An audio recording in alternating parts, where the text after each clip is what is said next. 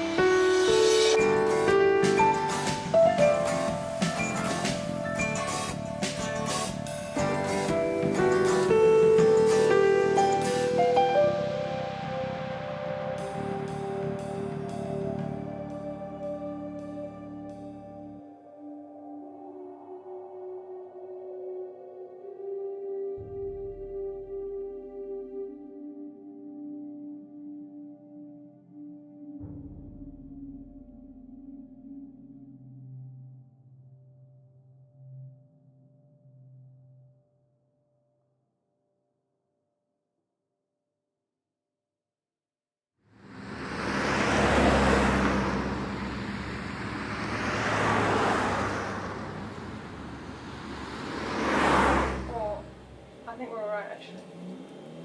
Yeah, got it. Just been giving myself buttloads of slack, so I can recut it if I need to. You got buttloads of slacks? Classic Eastlake. It's not recorded, is it? It's become a really difficult time to make theatre, and what we want to do is provide a space which companies can come and use our space for free and get help with the process of making the theatre and the marketing side and all the little bits and pieces and the advice that we can give that we've picked up over the last few years. And it's also about creating extremely good quality of theatre as well. The place we're in, right, is called The Boot. Boss name, isn't it? The Boot! The Boot! The Boot! It's called The Boot, right, because it looks like a boot. It's shaped like a boot. It's a close, don't get me wrong, but it looks like a boot. My dad used to say it should be called Little Italy.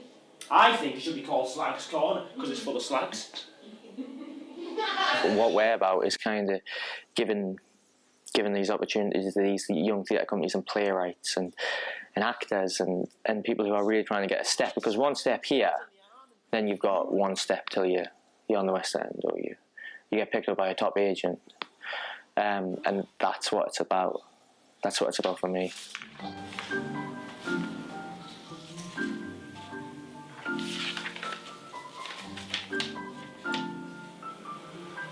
Can't decide whether I want to watch the shows tonight. Watching the Newcastle game. You're a little tosser, mate. I can't believe you even just brought that up. Because I mean, That's so... won't go to the Newcastle games, it's in West Ham. Oh, you bastard.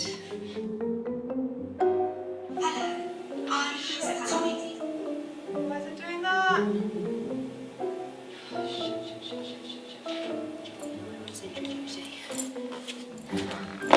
Oh my lord, that did not sound healthy. Charlie and I on Century Juicy. This is terrifying. I'm not used to it. House lights out and let Shana have a go with some of the lights on so she can get used to it. Dirty. Oh, fucking hell!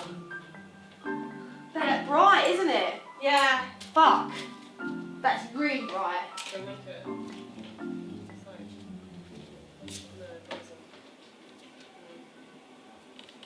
That's like Headache City all over the gaff, that is.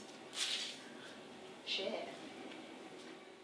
So Theatre N16 started as a bit of a, it's a bit of a fluke that this all came together. I've run opera companies for the last couple of years, and Jamie's always run his theatre stuff. We were just out in the pub one night, and And I was talking about what my plans with Helios were, he was talking about what his plans for taking the Mick were, and it seemed like both of us were looking for a permanent venue, so we just said, right, let's go and let's go and look for a theatre. We specifically looked for a venue where there was not much theatre around in the area, so we sort of targeted originally Stoke Newington and sort of north of King's Cross, north of Islington, where there is a huge hub of sort of pub theatre spaces. We wanted to go somewhere where there wasn't something, so we wouldn't be competing with other companies. We'd be bringing art to a new area. Oh, that's much nicer. Wait for the lights to fade, and the night is suddenly black again. Captain Wilkie gets us to our feet. On we go, marching and stumbling. When the shelling starts, we dive into a crater. It seems as though we've broken up an entire German army. Karen, the German, and Charlie, the three of us clinging on together for dear life. Libya God. He's praying. Sergeant. We did 2 shows in our last year in Edinburgh, which a piece called Journos and a piece called After Ever Happily. And both shows transferred to London, to the Courtyard Theatre. They did a week's run here, and I went back home and decided, look, I've got to be in London. What's the point? I've done the Fringe. I've got the transfer to London. I've picked up a contact. That's it. Mum, I'm going. And I was busy. I was working as an actor at the time. I was working various jobs to pay being an actor, but I was on a bit of a roll. Just did a couple of little bits and pieces, and I was just about to do a panto tour. The first day of rehearsals, I fractured my knee, and I had to move out my flat and everything. And then I was kind of like, oh sugar, I've got absolutely no money, and I'm meant to move to London when this panto tour finishes. And my knee recovered, and I just thought, look, this is the worst possible scenario to be in. So if I can go to London and survive like this, this will be the lowest point. It can only get better. So I thought, I'm just going to do it. I'm just going to give it a shot. So then, yeah, I moved once my knee got better with absolutely no money to the most ridiculously expensive city in the world. Yeah, moving forward.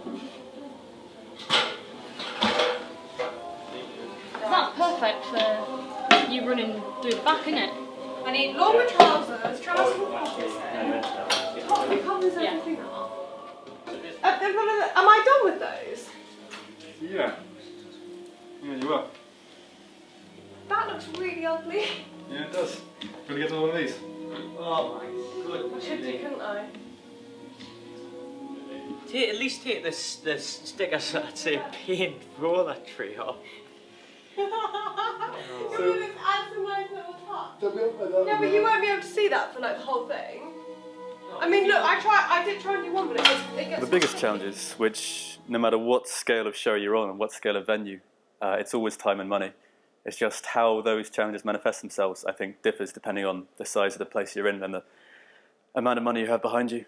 So what's been the most enjoyable and the most challenging side of setting up this theatre is trying to make a functioning theatre space where we have little to nothing to spend.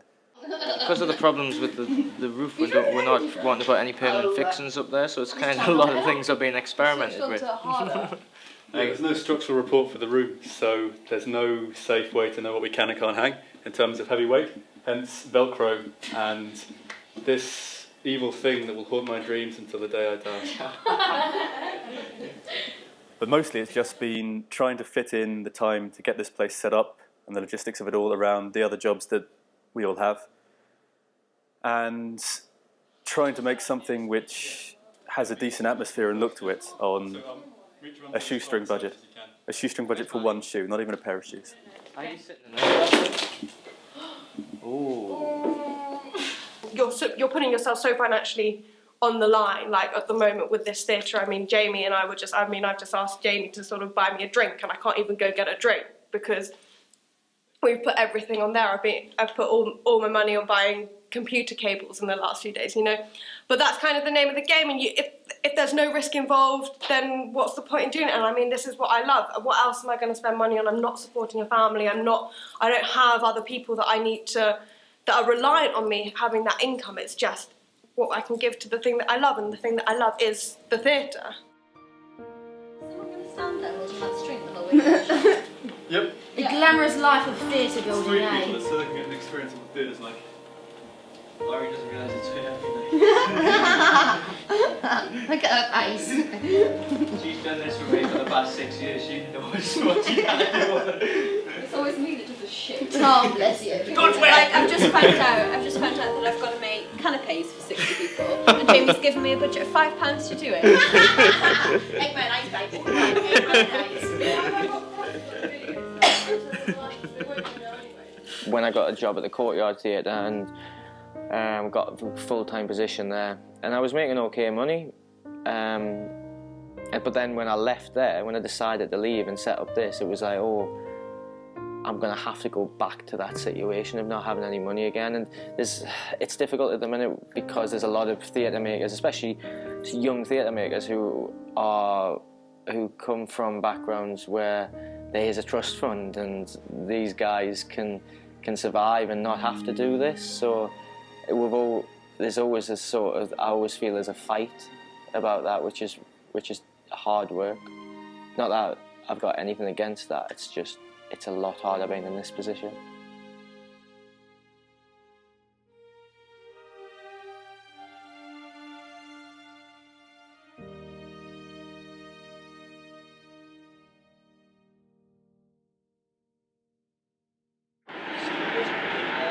Just cool. Yeah. That's great. So I bought loads of wood to put the new flooring down, and I haven't removed it yet. So the pub that we used to be in, it's got a shit ton of wood. It's stored in its toilet upstairs, and I never told anyone. That's probably it over there. There's some over there. That guy thought we were pointing at him. So this is the original Fiat N16. It's above the White Hart pub. Literally that room just up there. It's a lovely pub. It's owned by a company called Antic, who are the fastest growing pub company in London. I don't know why I'm trying to like sell up there, bro. Like, these guys kicked us out. The quote was, "I don't really like theatre people." That was what the manager said. Which is a shame, but we moved on and we moved to a better space. And although it's not an N16, it's in an area again in London which doesn't have a theatre space, and that's what we're all about, trying to make theatre accessible and doing it on a shoestring, and that's the interesting thing. When you get knocked back, when something that seems so promising kind of comes away, is that really disheartening? Is obviously in hindsight it's worked out well for you, but at the time, what was that like for you and for everyone else? It was, for me, it was the hardest point of my life, I think, because I turned down some really nice jobs and I have a really nice stable life to do this. It's when I realised it was all falling through. I had to come back here and do some painting for them because they wanted the room back to how they had it. And it's funny, we had all these people around us for this opening, and then suddenly, when things weren't going right, it was just me alone, like in this room painting, and then having to go to this Mexican restaurant that I was working at the front of the theatre that didn't exist anymore. So at the time, and you can speak to my girlfriend about this, like I went through like probably the worst sort of depression that I've ever went through, which was awful at the time, and it affects everything. It affects every aspect of your life, and it was kind of a bit like, well, what the hell have I done? And I just felt like very, very lonely at the time, and yeah, kind of having all this going on. But it was fine now. Like it was horrific. It was horrific at the time. But it's all tied together now, and it was just I knew that the feeling of doing it all and what we had going was so great. and I couldn't let it go, and I gave up far too much, and I just thought, there's no way I'm gonna have turned down these opportunities to do this. So I kind of thought, I fought by myself for a good few months. And that's, I think, the point that you need to get across, that if you want to do this sort of thing and work in this sort of business, people seem to be like, you work with a lot of collaborative people, and it's lovely, but when the going gets tough, you gotta really, really be up for the fight, and you gotta be able to do it alone sometimes. Jimmy's been quite honest about kind of some low points that he went through, especially when kind of fell through last time. What was that like seeing? He said he described himself as being someone different, like you. Yeah, I was like a different person for a little while. It was really difficult because we've been together for a long time, and I didn't really know him. He was totally different. He was really stressed. I was really, really worried about him. Financially, it was a massive stress. And we barely saw each other as it was, and when we did, he was just constantly stressed, constantly worried about things. So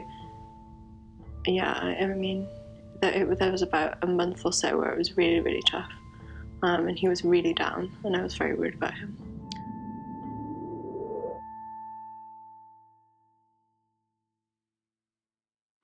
It's basically the morning of the opening of the theatre. We had a lot of problems with lighting, and we had to borrow a lot of lighting, and we basically don't have any power for this lighting, so we've got to rent dimmers to power the lights. So we're in Stage Electrics in London, who do a lot of the West End shows. So we had to rent some dimmers off them that I thought I'd paid for on my credit card on Friday evening, and apparently the payment hasn't went through, and I don't have my wallet with us, and my phone's went off. So the minute we're a bit stuck. So what we're waiting for right now then? We're waiting for my phone to charge, and then I left my wallet at the theatre thinking, oh well, I'll just leave my bag and stuff because we're going to be lugging a load of things in the morning. And yeah, it's my wallet with the card in the theatre, so I'm waiting for my phone to charge to ring the theatre and see if anyone's there to read out my card details over the phone. It could be like a stranger that I get in touch with. I think my wallet's in my bag with the card in there, so I need you to finish your poo and then read the card details to us.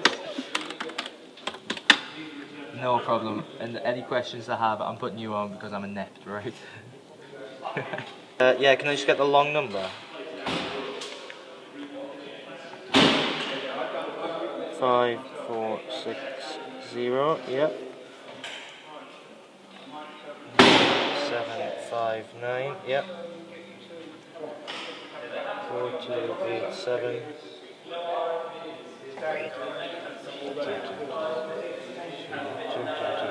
And the start and expiry.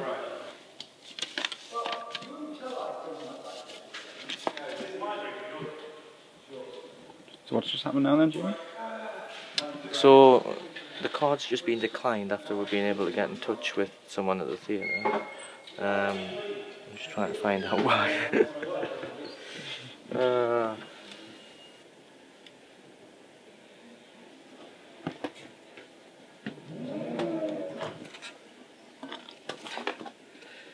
Living the dream, eh?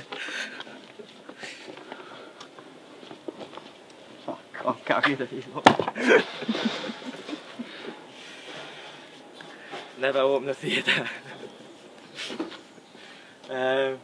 Need to work out how the hell we're going to get this back. Oh, sweet Jesus. The only reason we're here and got up really early to come here and walked half of the bloody way is because we'd have to pay for the delivery, and it's just trying to find the cheapest option to do everything. And you can see we've got like a pack of stuff here. Now we're going to have to get like an Uber back. And we've just signed up you to Uber so you can get £10 discount.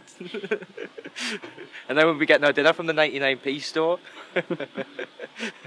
I had to ask my mate to work in his Mexican restaurant, to pay to open N16, and also to work at Covent Garden Market selling t-shirts at weekends every Saturday and Sunday, which hopefully I'll not be doing any much longer when this comes out. But it's like soul destroying. But it's to make money to do this and to, yeah. And then I'm doing an odd mystery shop here and there, and yeah, and trying any other way to make money, which I think I told you earlier. So literally like trying to find any way to make money. And I read this article, I think it was in a magazine, I think it might be online, I can't remember where I read it. Don't know how I came about it. It said it was some absolutely ridiculous fact saying that like 11 people had donated to the National Sperm Bank in the past year, which is like a terribly low amount. And I just thought that was awful. But I wasn't going to do anything about it. But then I read that every donation you give, you get £35 for. And that, I mean, the decision I make next just proves that I didn't have a pot to piss in. But I did have a pot to do other things in. So I went to the National Sperm Bank and thought, well, this is like a great thing to do for people, and if I can get 70 quid a week for going twice a week too, that's a massive help, and I can go straight into the pot for theatre. Not in the pot, the pot for making theatre. So I thought that would be yeah, so I just thought it was a great thing to do and it would make us some extra money. But then and then I found out, I went once and did it, which is the most bizarre thing. You have to go into like I don't know, in this random, you go down these stairs and it feels like you're going to a dungeon. It might have been someone's just to buy someone's house that it was like a big scam for. And it was, yeah, just really, really bizarre. And the first time I went, it didn't work, so I had to go back and do another sample. And I got an email saying I didn't have enough of it. So I failed.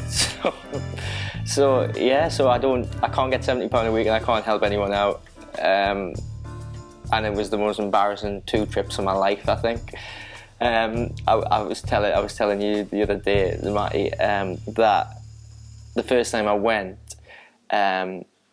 it was the process was happening, and I think the door was unlocked, and I could hear people walking down the corridor. So I was kind of like with this pot, nipping to this door, trying to like hold it shut at the same time as trying to produce a sample, which is just something like that would happen in a Matt Lucas sketch, I think. So yeah, I'll literally do anything to make money to make this work.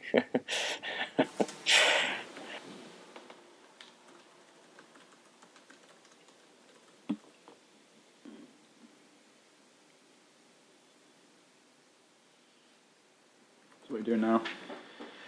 Just making sure our guest list is up to date for tonight. Above capacity. Which is a good thing, isn't it? Yeah, we know that we know that we've got extra space if we do need it. We just advertise 65 so everyone's comfortable. So I think there's 75 on the guest list so far, so it might be a little bit uncomfortable, but it's alright because they're getting free champagne when they come in.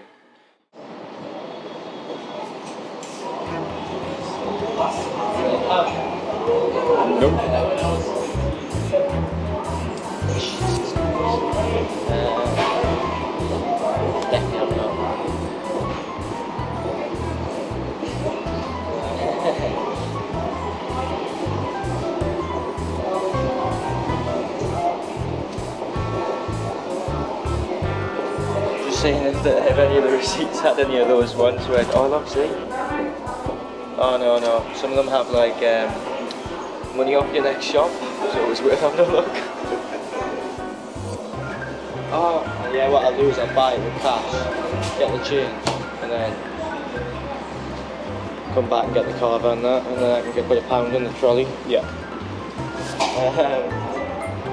With a corkage fee of £10 per bottle, which used to be £3 at the golf club in Blythe. So each bottle is going to cost a fortune.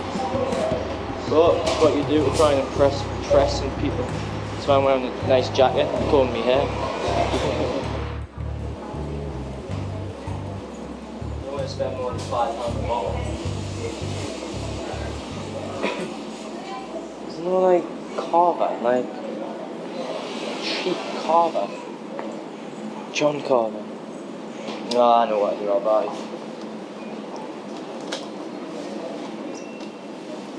Take the labels off. Stick the Dom Perignon ones on.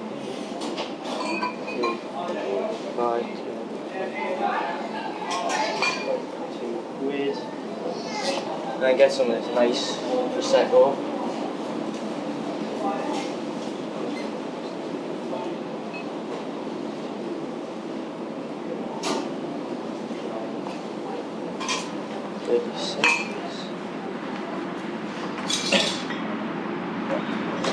And anyone not wanting to can have Bucks Fizz. There. So how many people has this got to? Will that do 65? Will that do 65? That keeps the price down because there's no way I'm paying bloody £10 corkage on Bucks Fizz.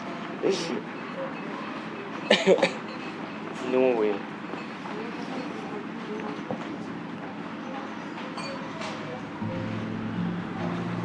So you're glad of that.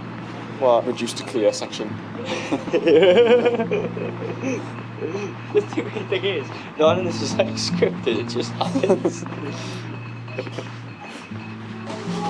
So I've got the exact right amount of money, but I put £1 into the trolley, haven't I?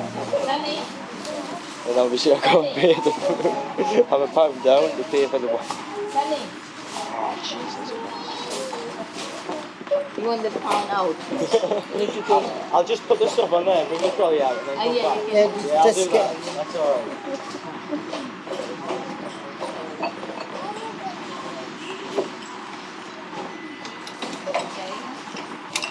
There you go. Oh, Okay, right. take it. Beautiful.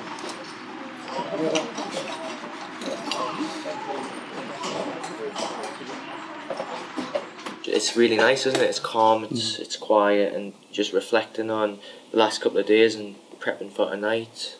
It's the calm before the storm, I think.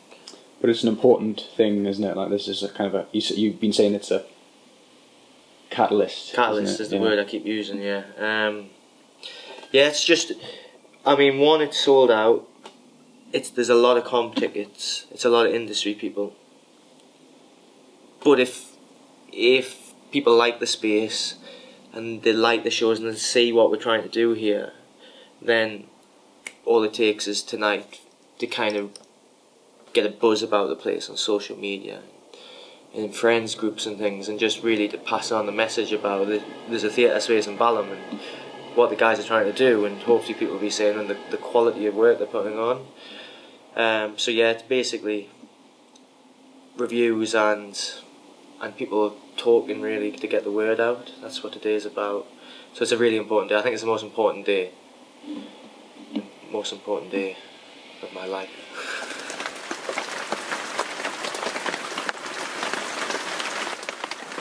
Oh, it's so horrible out there. But we have programs. Ta-da! Beautiful. Looks good to me. Nice. Is that Tom? Hello. So what I'll do is I'm going to put them downstairs. Good, how are you? You want to do some grumble with me? Yeah, don't mind. I need to go and get a torch and a sausage roll, just so we have all the props. I could start going over some tech stuff with Will, but... Do you just want to go and eat in the dark somewhere? What time's Will getting here? Well, his audition was at 3:30, so... Oh, right, so you could still be in it, couldn't you? Yeah, I think he'll get here about 4:30, 5ish. And then just go quickly do some tech stuff and get him warmed up, because... Cool. Yeah. And then your James from there. What do you need me to do tonight? I'm going to talk to everyone and give everyone little jobs to do, like could be selling books, could be at the champagne table talking about the shows, could be just for like before they would come upstairs, because what we're going to do is people are going to come up here, get their ticket, and then they're going to be shown downstairs at the private bar with champagne, and then in the interval they're going to go back down and have canapes and the bar's going to be open, and then they come back up. Yeah. Mainly excited about the champagne. Well, it's Carvel, Prosecco and Buckspheres actually, there's a selection. A fine selection that we bought in Sainsbury's this morning. So what everyone's doing, are coming up here for tickets and then they're bringing down to a private bar downstairs. I mean, having the bar that you wanted downstairs. You know, the middle one. The nice one. Yeah, the little cool one. They left all the nice little bits in there, like the haystacks and all that. Yeah, I'm going to put a little sign up saying, hey. From the N16. You did. Something like that. Is that the one on the ballroom? No, the one to the right, to the ballroom. Oh, yeah, cool. I put some nice tables and tablecloths down there as well, and I put like a little sash and a little thing, so it's like VIP. So Chris will be down there, and he'll have to like let them in, because this isn't just any fringe theatre. This is theatre N16. How are you? Okay, yeah. Good afternoon. Hello. A bit high on caffeine, but It's wet. Isn't it? It's horrible. Oh, my shoes are So miserable. But we aren't miserable, are we? No, we bloody ain't. It's press night, and I'm excited. Tonight will be the night that I put off my show for the first time. Hopefully. Now, we've had a few little hiccups, but it's been alright, hasn't it? Yesterday was... We had cut some stuff out yesterday, and I thought it'd be really easy for me to cut stuff. But it really wasn't. It was really difficult, and I sort of struggled a little bit, and then we missed a couple of cues, and I jumped a few pages. But hopefully, I think muscle memory now, isn't it? tonight, I think I'm feeling really confident tonight, so I'm really looking forward to it. honest. Oh, hello. Right. Look different. It's because my fringe is gone and I haven't washed for a bit. Yeah. A bit too long.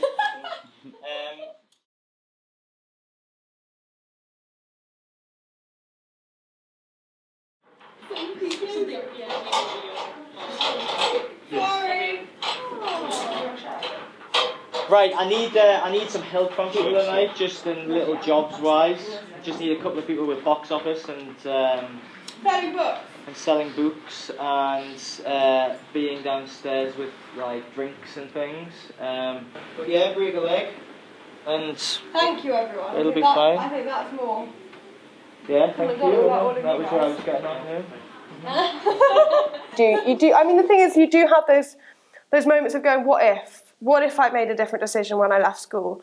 What if I had one of those sensible graduate jobs? And sometimes that lifestyle, when things are really tough, when you're sort of still in the theatre at 2 o'clock in the morning, painting something, hanging something, lugging something around, pulling sofas upstairs, and part of you does go, oh, well, why am I doing this to myself? And could I not just become a pilot and have a nice comfy life? But the thing is, at the end of the day, it's such a fleeting thing, and that as soon as something positive happens again, that you spring right back up. But it is a sort of emotional roller coaster. There's no denying that.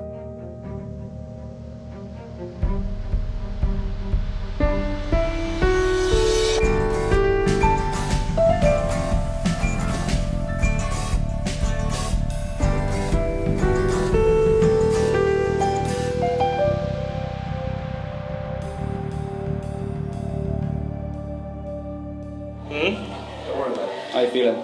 Fucking like a bag of nerves. I'm definitely got a stomach ulcer by the end of the night. I don't know why I get really just... Remember how calm I was earlier? Maybe you used up all your calm. I must have. Hi. Hello. You alright? Good. Excellent. Hi, picking up a couple of tickets. Sure, and what name? Tessa Hart. There's we're having a drinks reception just underneath us to a room. I'll point you that to you.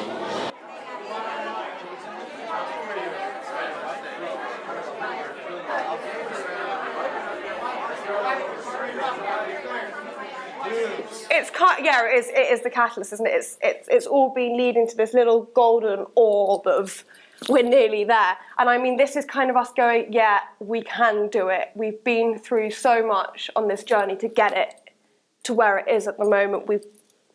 Of just setbacks and people being cynical and critical and people not believing that we can do it and going, you're too young, and being condescending. And it's kind of a little bit of a sort of, not swearing, but it's kind of just going, yeah, we can do it. So up yours, essentially. Can I say that? Mm-hmm. You did. Shit. Cool. Thank you very much. Wait, yeah, come on. I'll pop you a proper email. Oh, we're going? Yeah, okay, come this way.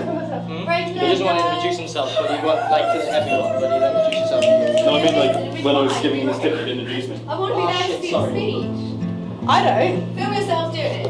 Oh wait, you're doing that. Hi guys! Wait, can I just... One of the things I like about this space, and one of the things I've always liked about theatre, is the storytelling aspect of it. And sometimes I think the strongest storytelling in the world is just one person on their own in a room with other people telling you something genuine and moving or terrifying or what have you that happened to them.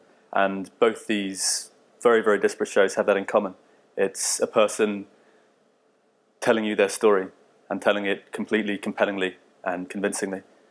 And based on the strength of that, yeah, I think it's great scripts, great performances, and pieces of theatre which really are storytelling boiled down to its most powerful and purest form. I don't know how to do it. Yeah, like, completely sold out.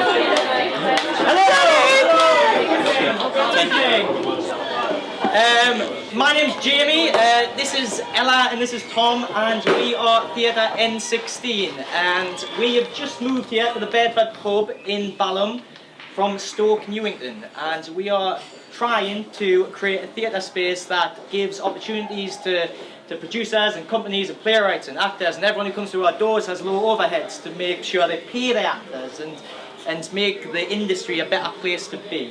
So yeah, do you want to talk a little bit? Yeah, so we've got welfare at the centre of our ethos. So Jamie and I met in January? Very fluke, because I almost didn't go to my interview, but he doesn't know that.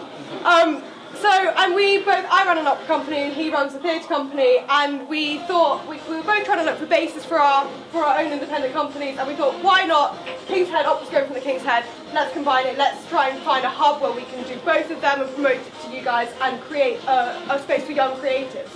So we went on a hunt, we wanted to go to a borough where there wasn't any theatre already, and so we ended up in Stoke Newington, and all the places we were looking at were closed. So we ended up in the White Hart by accident, Jamie drowning in sorrows and beer. And that was really where it started. And I mean, it was a very long, hard slog to try and get that space ready. I mean, Tom could probably tell you a little bit about that. Yeah, it was a lot of work, in short. So yeah, we had to leave. We had to leave the White Hart because they changed management, and so we wanted to come to another area which didn't have a lot of theatre going on, so we've created this space upstairs, and we're about to... Although we've got the lovely Bread and Roses nearby as well. Yes, we have, yes. We're opening one of them, yes! So there is a theatre family around here, and we just want to extend that theatre family and get people seeing theatre in this area, really. So we're going to go upstairs to open our first season with two plays, Michael Morpurgo's Private Peaceful, adapted by Simon Reid, and Luke Bond's Bottleneck. So if you want to follow us in a lovely little fashion, and we'll start from there. Thank you. Thank you, guys.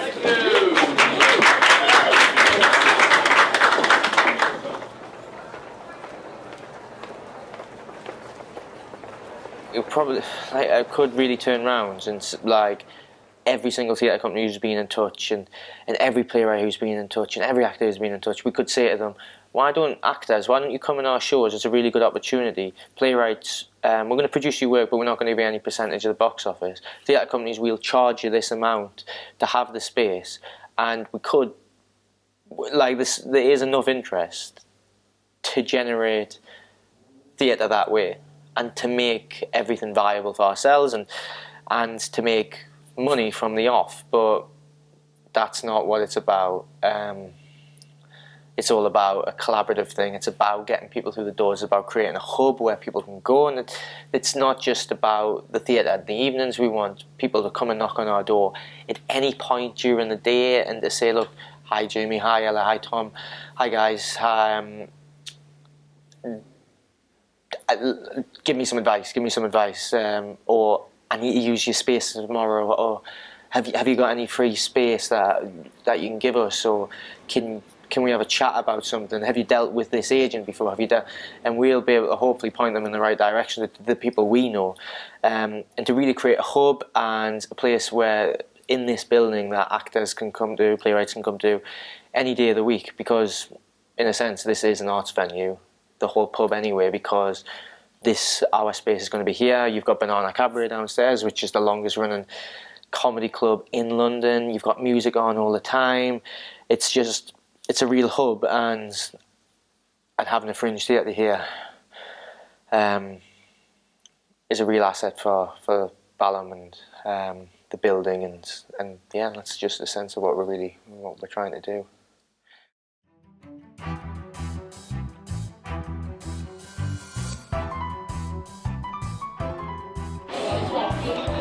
Don't record that. Cut out. Doors open, guys. See you in a bit. We'll have a chat in a bit. Cheers, everyone.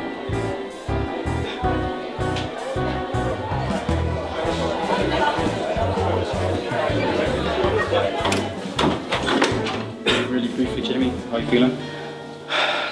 Closing that door, I felt like this weight go off it. I just got to shut that door down there. Drive is very important. I think it takes relevant skills and relevant experience. I think anyone with the right experience and the right skills and a really, really, really strong work ethic and a great deal of energy and passion for what they do, it's a bunch of cliched stuff, but it's true, could pull this off. What I would say is that there aren't a great number of people who have the combination of that experience and that skills and that passion and that drive and that work ethic. And that's, I think, what makes people like Jamie successes, is having that quality, I think. Having just that work ethic quality. Because, I think that's the biggest stopper most people have when they try to go out on an adventure, is it just takes so much dedication and it destroys your life and your health for a certain period of time so much. That's the point where some people tap out. But some people don't, and by and large, those people are the ones who make a success out of it.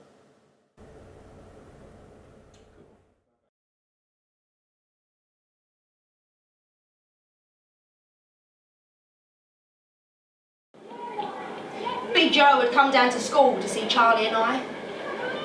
He stood at the gate watching us, wide-eyed and excited. I ran over to him, and he unclasped his hand, just enough for me to see a slow one curled up inside. That's lovely, Joe. And then Big Joe wandered off down the lane, singing Oranges and Lemons to himself. Someone tapped me hard on the shoulder. Those brothers alone. What did you say, Jimmy Parsons? Those brothers are loony. Your brothers are loony. So I went for him, fist flying, screaming, and then Jimmy Parsons, he punches me, square in the face, and sends me sprawling, sticking the boot in, kicking, and then it stops. And when I look up, Charlie's grabbed him round the neck and he's pulling to the ground, and they're rolling and punching each other. By now the whole school's come out to watch, cheering them on. Go on, Charlie! And Mr. Munnings come roaring out. What the blaze? And he pulled them both apart and dragged them into the classroom. Luckily for me, Mr. Munnings didn't notice I was bleeding.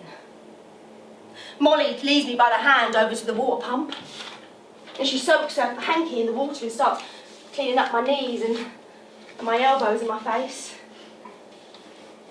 And the water's cool and soothing. 5 minutes. Oh, I'm really excited.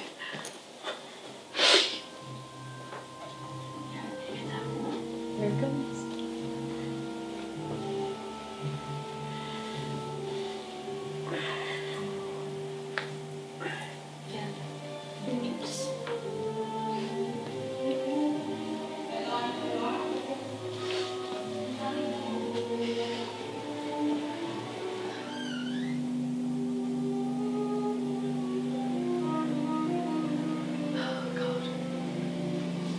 so nervous. Can't stop like moving unnecessarily. What's happening?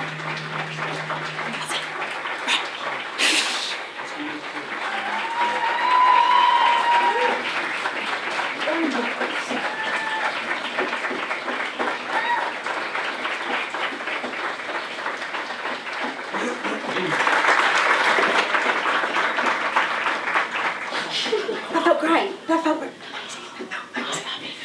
That felt really good. Yes. Part of every actor's job, isn't it, to do theatre? Yeah, there's Wi-Fi downstairs. I think that's where the real nerves and shit come from, really, isn't it, from theatre? But I do enjoy it, even though it frightens the life out of me. I do highly enjoy doing theatre. You get a complete different feeling from doing theatre from when you do TV and film. It's not the same. There's so much of a buzz about theatre, isn't there? But nerves. As I've got older, I've definitely got the better of me, my nerves. Am I the only one who's a bit on edge? You know, I've never been to a match before. Crowd's still swaying a bit, so there must be some fucking room somewhere, mustn't there? I look over at Tom, and he laughs, and I laugh, and he pretends to bum the fellow in front like I did before. Sure, we got the same banter, but it's so tight, he looks like he's wearing a straitjacket. Crowd stops swaying now. It's even fucking tight in here. I'm just standing fucking still. There's a fucking empty pen on the right. It's fucking empty. Why is there no one in there? It's too fucking tight in here. It's not why I fucking came. I look at Tom, and he stopped doing the dry fucking now. He's just standing there with his face squashed against the fella in front. He's wheezing. Fuck this. This isn't why I fucking came. It's not worth it. I can't believe that I let my dad down for this. That we robbed the Sarnie van for this. It's not fucking worth it. It's not even kicked off yet.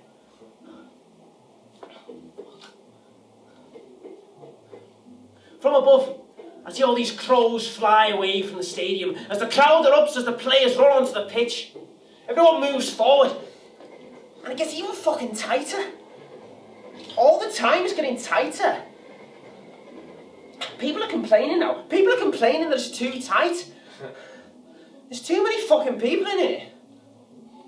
I look at Tom, and he looks faint. He's finding it hard to breathe. Don't worry, mate. They'll realise soon, and they'll let people out. Put them in next door or something. People are shouting now. People are shouting to let us out. Don't worry, mate. They'll let us out soon. Yeah. How's that? Built in the room. Yeah. That's good. Yeah. Yeah, really good. I think the best I've ever seen it. Really? Yeah. Sure. Cheers, buddy. Good. Oh god. Oh god. This is really embarrassing. I'm crying. I'm on camera. It's fine. It's not fine. Is that good crying or bad crying? It's good crying. I'm so fucking proud. Yeah, I'm really happy. Really happy. Everyone loved it, mate. Yeah, I really liked it. And just, yeah. Oh god. I feel like such an idiot. Every time. Not this much though. Normally just like a little tear, but like I was properly like Sobbing away. sobbing away. It was, oh god. Everyone, do you want to get a few quick pics there? Sure. Pretty sweaty. Sort of squashed together type thing. I agree that every actor and every creative should get paid. All the guys in our productions are getting paid, and that is the risk I'm taking. That's the risk out of my pocket. If the shows bomb, then I lose money and have to work somewhere else to pay the guys. That's just what we want to do, and it's kind of come together as the N16, and if it doesn't work, it'll be me who has to deal with it. But it will work. It will. It has to work. I can't work in a Mexican restaurant and flog Marvel t-shirts and masturbate in the cups much longer. N16 did. Ellie, you just can't stand still for 2 seconds. She's like this, she's like that, she's like that, she's like that. Stand like this, like soldiers, right? so Your hands on it, and then at the same time, all look at that corner there. Why? Turn your heads and look at that. Why? Just do it. Why don't you both grab a tit each? That'd be a really nice picture. Sorry. Alright, do that again. Go on, boys.